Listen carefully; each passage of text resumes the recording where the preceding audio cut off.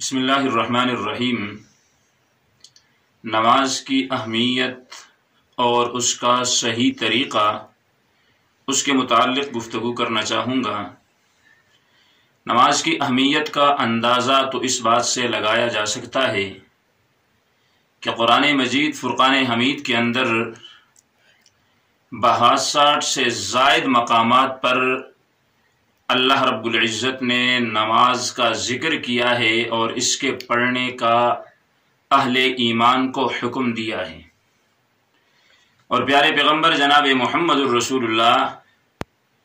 صلی اللہ علیہ وسلم کے اعمال، اقوال اور آپ کے افعال سے نماز کی اہمیت واضح ہو جاتی ہے۔ نماز بہت فضیلت والا عمل ہے کہ جس کو اللہ رب العزت نے ہر بالغ، عاقل، مرد، عورت، بیمار، تندرست، سفر میں ہو، حضر میں ہو، ہر حالت کے اندر اللہ رب العزت نے اس کو فرض کیا ہے۔ اور جیسے حدیث پاک میں آتا ہے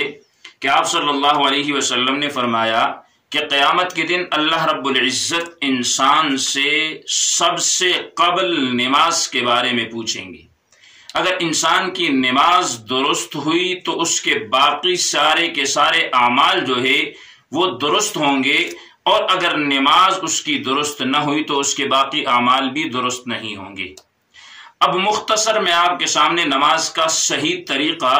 جو نماز کا مسنون طریقہ ہے، وہ ذکر کروں گا۔ پہلی بات یہ ذہن میں رکھیں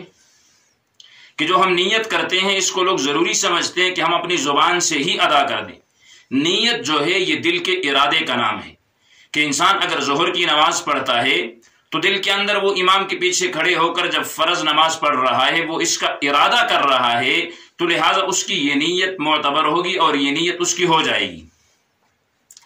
اس کے بعد دوسری چیز جو ہے وہ لازمی جو آتی ہے وہ ہے تکبیر تحریمہ۔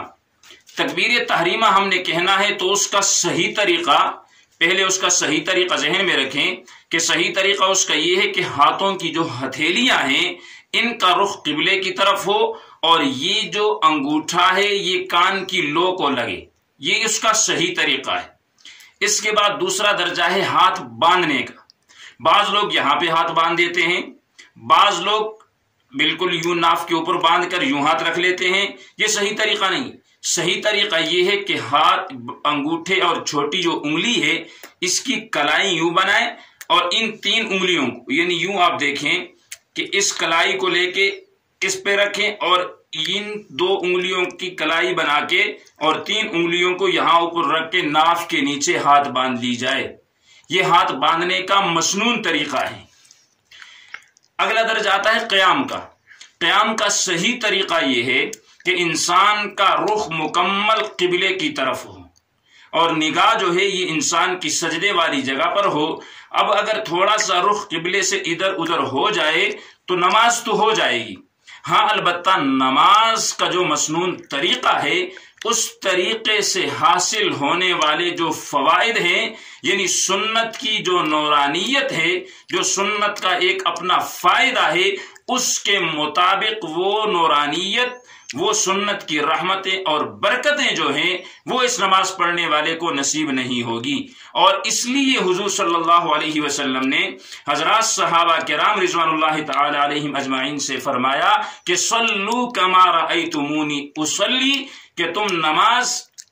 اس طور اور طریقے کے مطابق پڑھو جس طرح تم مجھے نماز پڑھتے ہوئے دیکھتے ہو، یعنی جس طرح میں نماز پڑھتا ہوں اس طریقے کے مطابق اگر تم نماز پڑھو گے تو تمہاری وہ نماز جو ہے وہ سنت کے مطابق ہوگی، اور اس سے تمہیں نماز کی نورانیت، نماز کی رحمتیں اور برکتیں جو ہیں وہ حاصل ہوگی۔ لہٰذا نماز کو ٹھہر ٹھہر کر، تعدیل ارکان کو سامنے رکھتے ہوئے، رکوع اور سجدے کے آداب کو سامنے رکھتے ہوئے جب انسان پڑھتا ہے تو یقیناً یہ نماز ایسی ہوتی ہے کہ جو انسان کی زندگی کے اندر ایک اعلیٰ قسم کا انقلاب برپا کر دیتی ہے۔ اللہ رب العزت سے دعا ہے کہ اللہ ہمیں سنت کے مطابق نماز پڑھنے کی توفیق عطا فرمائے۔ وآخر دعوانا ان الحمد للہ رب العالمین۔